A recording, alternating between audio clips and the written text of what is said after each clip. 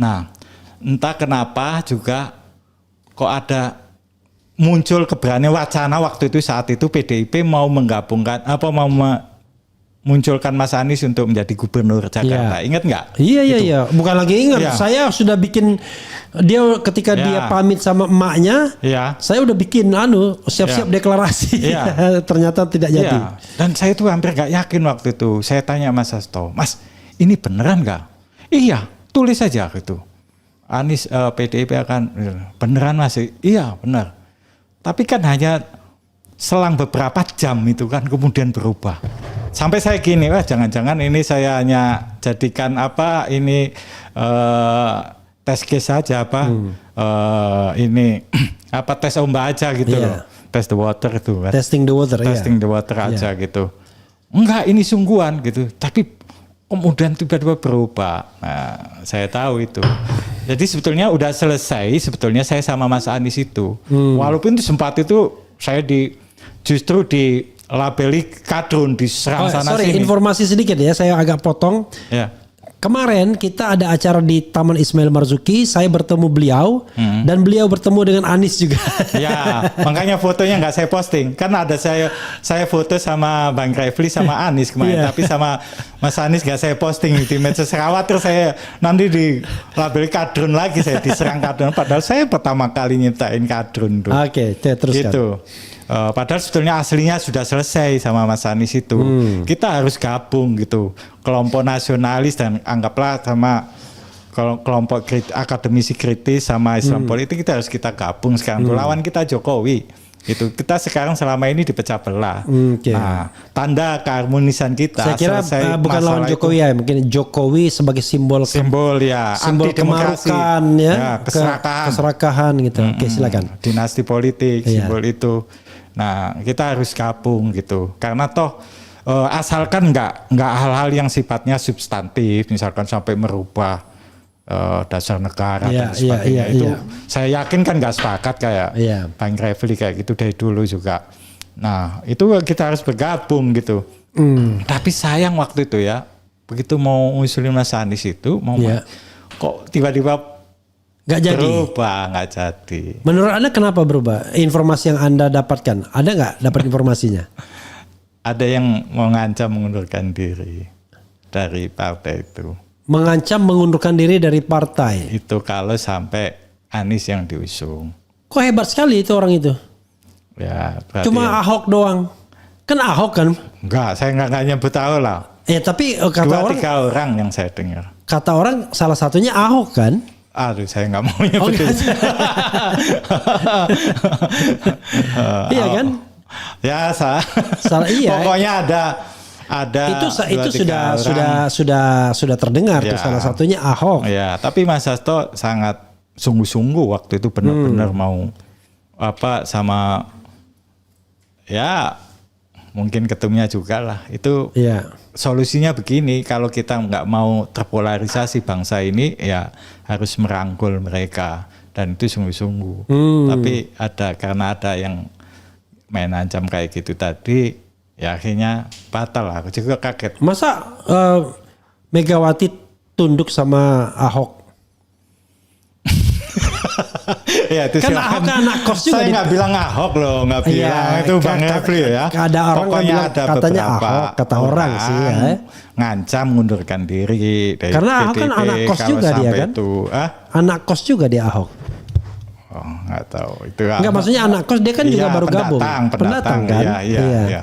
Bisa gitu. Cuman saya nggak mengatakan beliau itu Bang Refli. Pokoknya ada 2-3 orang yang ngancam mengundurkan diri. Itulah yang terjadi sampai detik-detik terakhir Mas Anies batal. Padahal waktu itu kalau sampai jadi diusung oleh PDIP, wah itu bagus itu kita. Bagus bagi PDIP juga ya. Ya, bagus bagi PDIP. Untuk 2029 itu PDIP sudah punya calon tuh. Ya, dan kekuatan oposisi juga bagus gitu gabung gitu kan. Itu. Kalau sekarang kan tanggung tuh Pramono. Nah, saya lihat memang Anies ini memang beberapa kali mau dijegal, termasuk ya di Partai Demokrat dulu itu. Jokowi kenapa dulu banyak mendukung kita? Sebetulnya aslinya itu jegal Anies. Iya, karena kalau untuk mengkriminalisasikan Anies lewat kasus Formula itu terlalu nyolok. Terlalu ya. Nah, waktu itu kan ditengarai bahwa Partai Demokratnya SBY kan akan mendukung Anies untuk Capres 2024. Nah, makanya ini harus diganggu gitu. Tapi kurang ajar, Jokowinya nggak tanggung jawab. I see. Gitu, Anda sudah ikut terjun ke sana, karena tipe itu dia tinggalkan gitu. Ya kita kalah terus kan di pengadilan. Padahal apa susahnya gitu loh. Ya, karena dia yang menguasa. Padahal dia gitu. Ternyata apa? Yaitu setelah berhasil membuat AHY datang ke istana ke dia dan mau gabung sama Jokowi, sudah itu misinya selesai. Selesai gitu. ya. Itu yang buat saya kecewa. Jadi semuanya ini hanya bergaining kekuasaan aja. Jadi jangan lupa Sobat Era sekalian, AHY itu gabung dengan Jokowi itu gabung dengan kekuasaan itu bukan pada zaman Prabowo tapi zaman Jokowi. Ya, akhir masa jabatan Jokowi. 6 bulan sebelum pemerintahan selesai kan. Ya, dengan alasan macam-macam lah ya kan. Gitu. Itu. Nanti dianggap misi kita selesai sepertinya begitu. Oke. Padahal awalnya ya nggak ada pilihan lain kecuali ini harus menang Demokrat kubu Pak Muldoko. Oke, maaf ngomong ya. Ada nggak yang bisa Anda bocorkan? Harus menang kubu Muldoko itu, apakah Anda pernah terlibat dengan pembicaraan dengan siapa misalnya? Atau dengan Jokowi? Pernah nggak? Agak berat juga sebetulnya ngomongin. Tapi mudah-mudahan abang-abang saya yang di Partai Demokrat KLB, pimpinan Pak Muldoko dulu. Ya paham lah ini apa saya ngomong ini jelasin semua untuk kebaikan kita semuanya ya. Sejarah memang harus dibuka ya. Iya. Kalau enggak Anda berdosa nanti karena Anda menyimpan sejarah. Kalau Anda mati, Anda tidak reveal sejarah itu, maka Anda berdosa nantinya. Pak Muldoko. Apa? Pak Muldoko ditanya sama Pak Jokowi. Iya. Bilang apa? Gimana Partai Demokrat itu? Yang Bapak urusin ini. Ya ini tinggal nunggu Bapak gimana. Kalau menurut Bapak gimana dibalik itu sama Pak Muldoko. Dan Pak Jokowinya jawab, kalau dikriminalisasikan si Anies ini terlalu nyolok. Formula itu terlalu nyolok, perlawan, bahkan bisa namanya tambah besar, jual besar. Ya kita lihat dulu, pelajari dulu ini gitu. Jadi kalau yakin bahwa nanti bisa mendongkel SBY sama AHY ini, Demokrat menang, batal mendukung Anies. Anies di situ dengan sendirinya akan terburuk kan, akan gagal untuk jadi capres 2024 gitu. Nah, tapi setelah itu kok saya nggak dapat kabar lagi, mungkin karena ya itu tadi Jokowi sudah berhasil melobi AHY untuk dijadikan menteri dan sebagainya mungkin itu. Pertanyaan saya adalah yang ngomong kepada Anda siapa tadi? Itu waktu rapat khusus saya sama ketua umum itu tadi. Jadi langsung dari Pak Muldoko ya? Iya ngobrol, tapi ini khusus. Tapi nggak ada Pak Jokowinya? Nggak ada. Itu beliau menyampaikan. Anda pernah ketemu Jokowi nggak? Nggak pernah. Nggak pernah ya. Saya beberapa kali diundang, saya nggak datang untuk sama teman-teman relawan karena saya nggak pernah mau diundang rame-rame gitu. Saya nggak mau. Ngapain saya disamain dengan relawan yang temuan foto-foto diajak makan-makan pulang itu sudah nggak mau saya gitu. Kalau mau ketemu ngobrol serius apa gitu yang harus kita kerjakan sama untuk bangsa dan negara ini apa gitu. Kalau hanya untuk ketemu seneng-senengan foto-foto pulang gitu aja makan-makan. Kan Anda pernah di PKB ya. Kalau saya mengungkapkan teori ini misal misal tapi belum tentu benar juga. Kan awalnya Anies AHY. Kelihatannya itu yang paling ditakuti, sama-sama muda, sama-sama gagah kan. Tiba-tiba mereka digantung soal Surya Palohnya. Padahal kalau Surya Paloh selesai kan, karena PKS ngikutin aja kan untuk Anies AHY itu. Tapi Surya Paloh yang nggak mau. Tiba-tiba masuk Muhaimin Iskandar melalui Surya Paloh. Langsung panggil Anies, langsung deklarasi. Bukan deklarasi lah, ya deklarasi. Ya. Tanpa ngasih tahu AHY. Di Surabaya itu. Di Surabaya di gedung itu kan. Ya. Di hotel itu, Hotel Yamato ya. Ya, Hotel Yamato. Nah, dulunya Hotel Majapahit. Iya. Masuk sana. Menurut Anda, apakah ini konspirasi kelas berat? Mengingat reputasi Muhaimin dan reputasi Surya Paloh yang sebenarnya mereka ini kan pendukung kelas berat Jokowi. Iya. Jadi Anies memang bisa maju, Anies Caimin, tetapi Anies Caimin itu tidak sekuat kalau Anies AHY. Betul. Kalau Anies Caimin kan ternyata NU-nya juga nggak gerak juga. Di Jawa Timur ternyata PKB-nya juga nggak gerak-gerak amat gitu. Betul. Walaupun kita senang, wah kayaknya gampang masuknya kan. Ya. Nah, apa informasi yang Anda peroleh? Jangan analisis, informasi. Saya tidak mendapatkan informasi itu. Tapi kalau dari analisis ya memang itu untuk sebuah cara jegal Anies juga supaya dia tidak terlalu kuat bersaing dengan Prabowo Gibran yang kuat. Betul. Kalau sampai Anies sama AHY waktu itu kawat banget. Oke, karena to some extent paling tidak orang itu rakyat itu masih punya pilihan lain ketika lihat benturan antara Prabowo dan kubunya yang dulu PDIP gitu ya. Orang itu ada ngambil jalan tengah yang pengen aman. Dan paling tidak SBY sudah punya jaringan. Iya, betul. Jadi jaringan tentaranya kan? Iya. Kalau ini kan sipil semua. Sipil semua. Jadi gampang habisnya. Oke. Gitu. Karena di situ ada Surya Paloh soalnya. Ya, dia Surya Paloh sekarang kan akrab banget sama Jokowi. Ya, sama-sama gerombolan oligarkinya yang didukung kan gitu. Setianya Jokowi kan sama kubu-kubu kayak gitu, kelompok-kelompok gitu. Nggak setia sama rakyatnya sendiri, tapi ada kelompok-kelompok yang mempunyai kekuatan ekonomi dan politik. Kalau kita lihat misalnya pada waktu buka puasa kemarin, ya itu kan dalam pembentukan kabinet Surya Paloh menarik diri. Kan tidak ada orang Nasdem di kabinet. Ya. Kemudian pas buka puasa kemarin ngundang yang datang Jokowi tapi Prabowo tidak datang. Padahal sebelumnya sebelum pembentukan kabinet ulang tahun Nasdem kan Prabowo datang kan, bahkan pidato kan, gitu. Apa yang Anda ingin katakan dari fenomena itu? Apa jangan-jangan Surya Paloh itu pecah sama Prabowo lebih dekat ke Jokowi sekarang atau gimana? Atau dari dulu sebenarnya dia bagian dari konspirasi untuk melemahkan Anies, seolah-olah dia ngangkat Anies, tapi justru dia lemahkan sendiri Anies. Ya, kalau sebetulnya Surya Paloh dan Prabowo itu kan sebetulnya sudah musuh bebuyutan dari tahun 2004 konvensi Capres Golkar.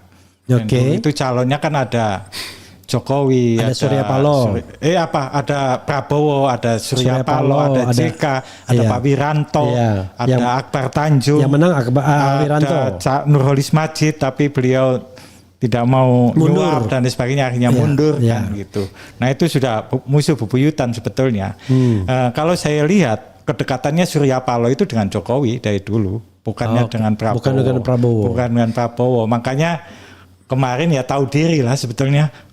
Surya Paloh kenapa nggak memasukkan kader-kadernya di mana di kabinetnya Pak Prabowo, karena tahu mungkin juga ditolak gitu. Dan sekarang kalau kita pelajari kader-kader dari Nasdem itu juga kebanyakan kan jadi kakak-kakak pembinanya buzzernya Jokowi. Ya kayak Irma Suryani, Caniago kayak gitu-gitu kan banyak ngomongin Jokowi melulu, tapi untuk masalah Prabowo-nya jangan diangkat dia. Jadi kayaknya seperti mereka ini melindungi kepentingan politiknya Jokowi saja. Tapi kan dulu Metro TV sempat ampun-ampun katanya. Sudah mau bangkrut segala layoff dan lain sebagainya ketika mencalonkan Anies itu. Ada omongan begitu kan? Ya kayak gitu. Tetapi kan ya itu yang penting kan saat ini kan dia nggak bersikap berseberangan dengan Prabowo, itu saya pikir sudah menunjukkan apa permintaan maafnya ke Prabowo gitu. Oh enggak gitu. Dong, ke Jokowi kan dulu kan ampun-ampun ke Jokowinya ketika Ketika Jokowi masih berkuasa dan Nasdem mengusulkan atau mendukung Anies kan, ampun tuh bisnisnya Metro TV itu. Iya. Tapi kemudian malah sekarang kelihatan akrab lagi karena kepentingan politiknya sama. Oke, ini analisis ya, karena Anda tidak mendapatkan fakta maka saya tidak ingin melanjutkan analisisnya itu ya. Oke, apalagi yang ingin Anda sampaikan sebelum saya membacakan komentar sobat era sekalian tentang Anda dan barangkali ada pertanyaan di situ. Silakan. Ya, kita sebagai sebuah bangsa, anak-anak bangsa harus sadar bahwa kita selama ini diadu domba sama Jokowi ini. Dan elit-elit pendukungnya, elit politik pendukungnya yang punya kepentingan politik yang sama. Kita itu diadu domba untuk bergaining politiknya dia gitu. Untuk Gibran juga nanti 2029 itu harus ada teman ada musuh gitu. Seperti dulu kita tuh sebetulnya nggak ada pilihan lain untuk mendukung Jokowi itu karena kita menghadapi kelompok yang pro khilafah waktu itu kan. Akhirnya mau nggak mau kita dukung Jokowi gitu. Padahal saya setiap mau nulis tuh mau cari alasan apa ya dukung Jokowi, prestasinya apa, susah banget. Prestasinya apa susah banget? Susah banget gitu. Tapi kalau ngelihat apa keburukannya dari dia banyak banget gitu. Tapi gak hanya gara-gara lihat lawan politiknya, maka kita mendukung Jokowi gitu ya. Selain yang pertama kali karena terbuai oleh sekarang saya tanya kepada Anda ya. Anda kan lulusan pesantren. Iya. Kepada pesantren mana? Tebu Ireng. Tebu Ireng. Tebu Ireng lagi. Tebu Ireng kan tempatnya Gus Dur kan? Iya, itu kuburan kamar saya dulu itu sekarang dipugar jadi pelebaran makamnya Gus Dur. Anda Tebu Ireng, berarti Anda Gus Dur. Gus Durian Anda ya? Enggak juga. Enggak juga ya? Saya kan nggak bisa tersekat-sekat gitu. Ya oke lah, tetapi latar belakang Anda adalah Anda NU ya? Ya NU. NU secara kultural ya? Iya. Kemudian Anda pernah jadi di PKB.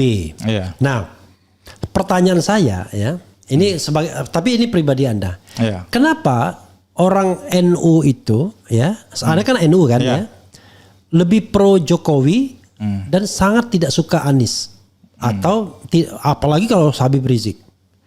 Padahal kalau kita lihat dari sisi keislamannya, kan jauh lebih Islami Anies dibandingkan Jokowi. Kenapa Anda kok sangat pro Jokowi dan tidak suka Anies? Bahkan sampai sekarang pun saya lihat ketika ada Raja Ampat ini, kita sama-sama belain lingkungan dan lain sebagainya. NU melalui Ulil Absar Abdallah ngomong beda lagi. Dan ada orang NU memang di situ kan? Di kepengurusan BUMN, anak BUMN yang di Raja Ampat itu. Kenapa? Tapi kenapa Pak Henuk getol sekali? Kalau oke lah, tadi kan bilang karena Raja Jokowi. Tapi kenapa getol sekali menyerang? Padahal kan orang seperti saya kan nggak ngapa-ngapain, nggak kenal juga sama Prof Henuk ya kan? Tapi tiba-tiba dari sana bikin konten YouTube yang gila-gilaan. Itu kenapa gitu lah? Begini Pak, saya kan harus jujur bahwa saya kan guru besar. Di guru besar kan kami yang guru besar itu ada di pasal 49 ayat 2 adalah Undang-Undang Guru 2000, dosen guru 2005 itu Pak.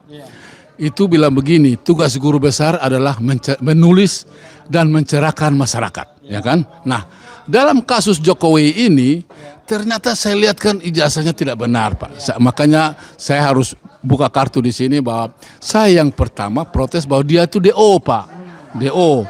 Jadi itu waktu saya podcast pertama di Forum Keadilan, saya bilang dia DO, memang betul DO. Nah, ternyata waktu saya bilang itu, saya harap ada klarifikasi balik dari Jokowi. Jadi kenapa saya itu? Karena saya mau bilang kejujuran aja Pak, yang benar aja kan.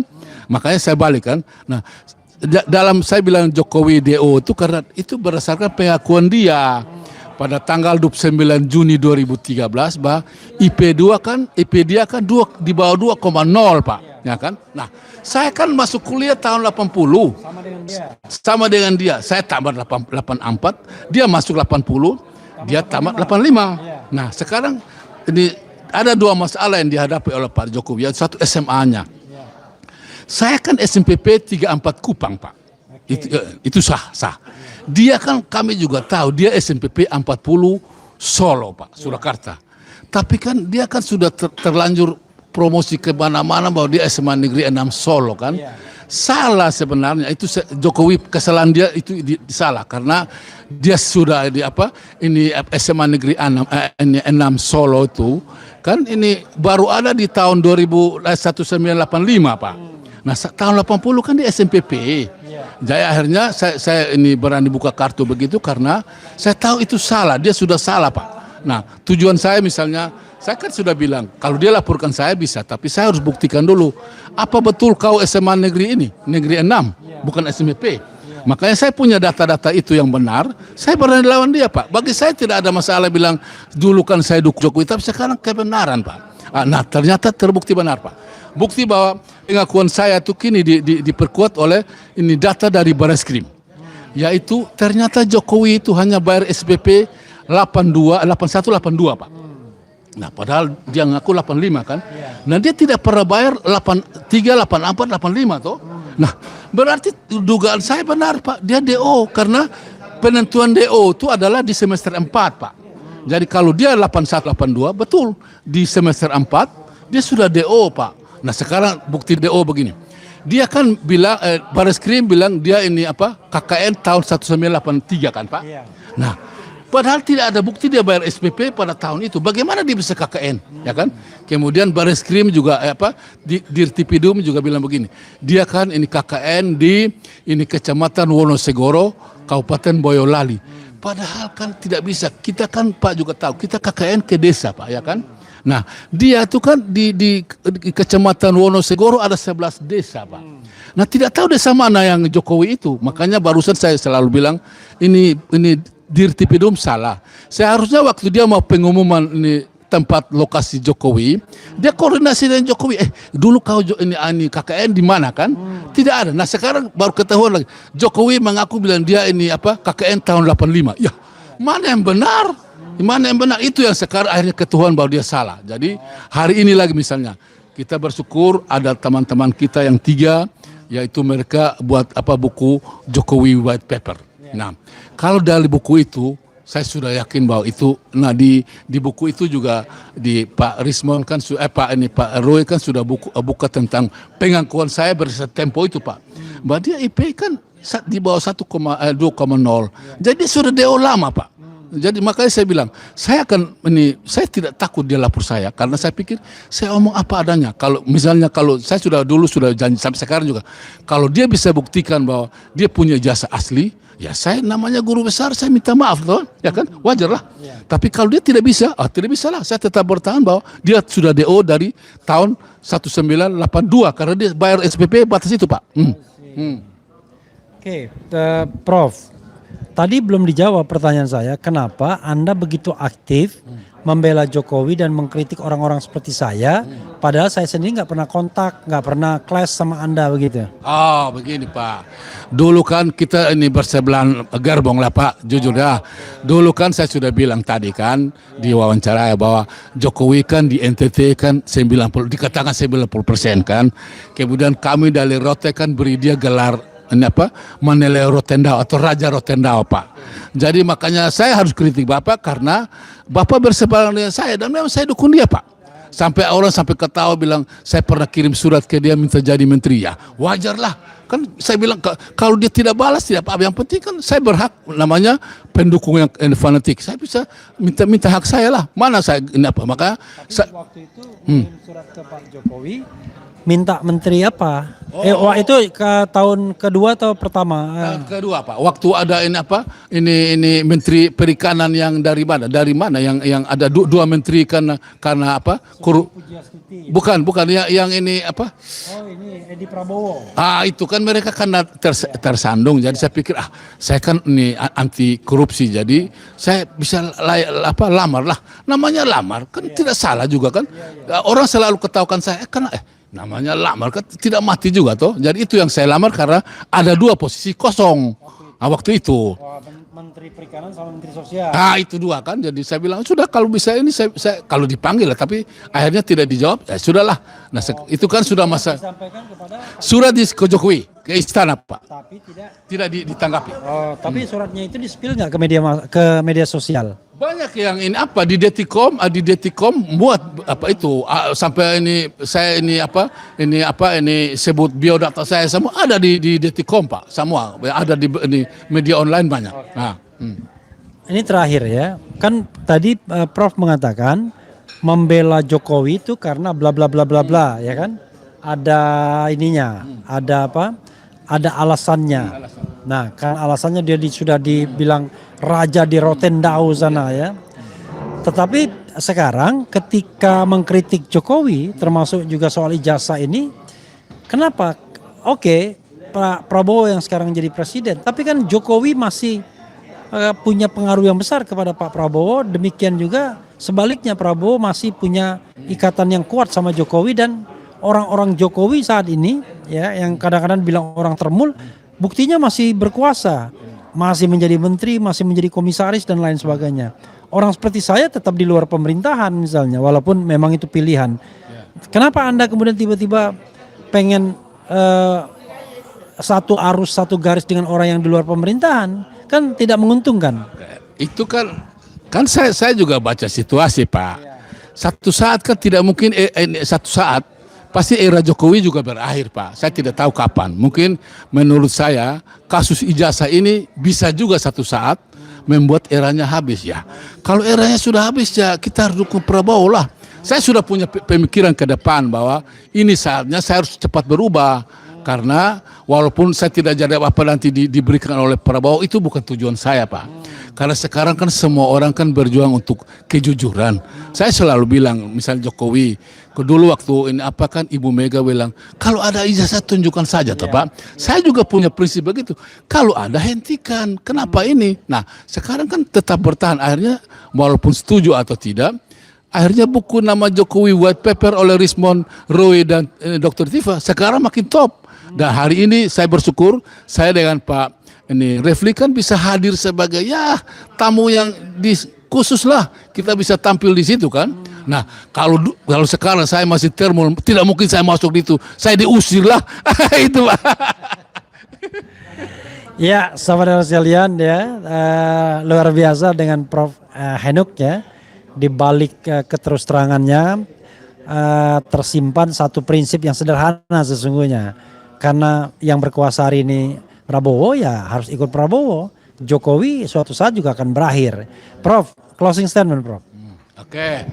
Saya harus saya harus berterima kasih bahwa saya sudah dipanggil untuk oleh istilahnya musuh saya yang dulu, Refli Harun, dan kami semua teman. Itu biasalah namanya dulu kan. Dan hari ini saya juga bersyukur kami dua istilahnya dulu kami dua sudah bernama di Polda Metro Jaya, karena kami pas dia Jumatan saya ketemu, dan hari ini kami dua juga sudah ketemu lagi untuk kedua kali di bedah buku Jokowi White Paper. Nah ini kesempatan yang bagus bahwa ternyata kalau kami ikuti ini Jokowi sampai kapanpun pasti kalah. Dan akhirnya kalau begitu berarti cita-cita saya bahwa satu saat era Jokowi bisa akan berakhir setelah kasus buku ini akan dibedah di mana-mana, karena akan dibedah di semua kampus untuk menyadarkan orang bahwa Jokowi sebenarnya tidak punya ijazah S1 maupun diduga juga tidak punya ijazah SMA. Terima kasih Pak. Ya, kalau bachelor kan untuk di Singapura atau di luar negeri kan setara dengan S1 kita, Bachelor of Communication atau BCom. Tapi kemudian karena saya ramein diubah menjadi BSc, Bachelor of Science. Nah, S1. Ya, nah kemudian ada Badan Intelijen Netizen menyampaikan sesuatu data yang ini akan saya amplifikasi ya, saya akan underline. Jadi ada 2 gelar bachelor atau sarjana yang lazim di Singapura atau di luar negeri ya, yang berbasis Commonwealth gitu ya. Jadi pertama adalah BA ya, Bachelor of Arts, dan BSc, Bachelor of Science. Ini menunjukkan rumpun dari ilmu. Kalau BA atau BA, Bachelor of Art, itu biasanya diberikan kepada sarjana ilmu sosial dan humaniora. Kemudian untuk BSc atau Bachelor of Science itu diberikan kepada rumpun ilmu sains, eksakta, ya, ilmu eksakta, ilmu alam, IPA kita gitu. Engineer, kemudian kedokteran, ya. Nah kalau BA atau Bachelor of Arts ya ilmu hukum, budaya, sastra, termasuk yang dia sebut marketing gitu. Jadi kalau kita lihat ini kejanggalan pertama, kalau kita lihat di ijazah Bradford-nya Gibran, dia dinyatakan dia adalah Bachelor of Science bidang marketing. Sedangkan marketing itu kan termasuk ilmu sosial humaniora kan.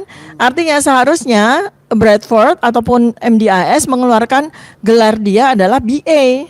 Kalau memang dia marketing. Atau kalau anak saya itu BBUS. Business ya, Bachelor of Business misalnya begitu ya. Dan bukan BSc, bukan Bachelor of Science, karena Bachelor of Science itu untuk ilmu eksakta, ilmu yang diklaim di dalam gelar itu kan marketing nih. Gibran ikut prodi marketing di MDIS. Kok gelarnya BSc? Ini ya. Nah ini yang perlu kita akan runut ke observational studies kita, pengumpulan data kita harus ke MDIS. Karena kalau enggak, kalau memang ternyata gelar Gibran itu BSc seperti yang dikeluarkan oleh, berarti yang salah MDIS. Tapi kok saya ragu ya, karena MDIS itu kan sebuah lembaga yang bekerja sama dengan universitas di luar negeri, di luar Singapura, dan umurnya juga sudah tua, nggak mungkin lah dia salah memberikan gelar. Nah berarti kesalahannya barangkali mungkin dari timnya Gibran, karena nggak ngerti, atau dari Gibran sendiri, oh gelar saya BSc. Karena dia sendiri nggak ngerti kok gelarnya itu harusnya apa. Dulu pernah dia Bcom, kemudian dia jadi BSc tiba-tiba gitu kan. Itu. Nah, tetapi lebih dari itu adalah persoalan SMA-nya. Ini masih belum jelas ini. Bukan hanya sekedar ijazah SMA-nya Gibran, tapi dia tuh sebenarnya SMA di mana sih? Dia mengikuti sekolah menengah atas itu di mana?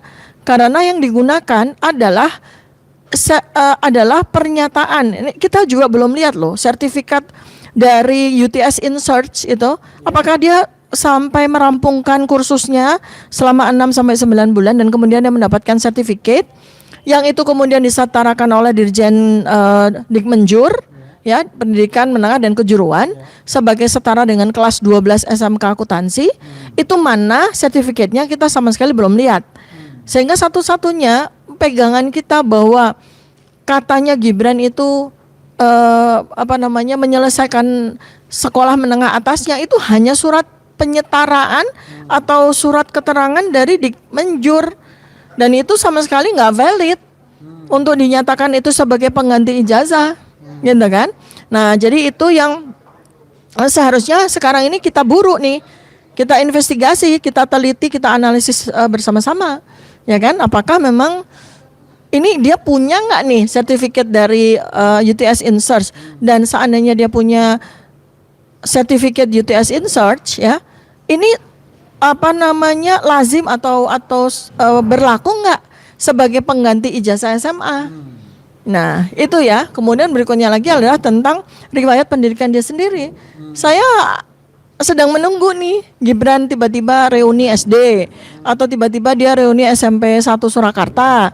Karena balik lagi ya, ada seorang netizen ya, Meilani Buitenzorgi yang mempertanyakan, jangan-jangan dia pun tidak punya ijazah SMP. Dan tidak hanya netizen biasa, itu ya.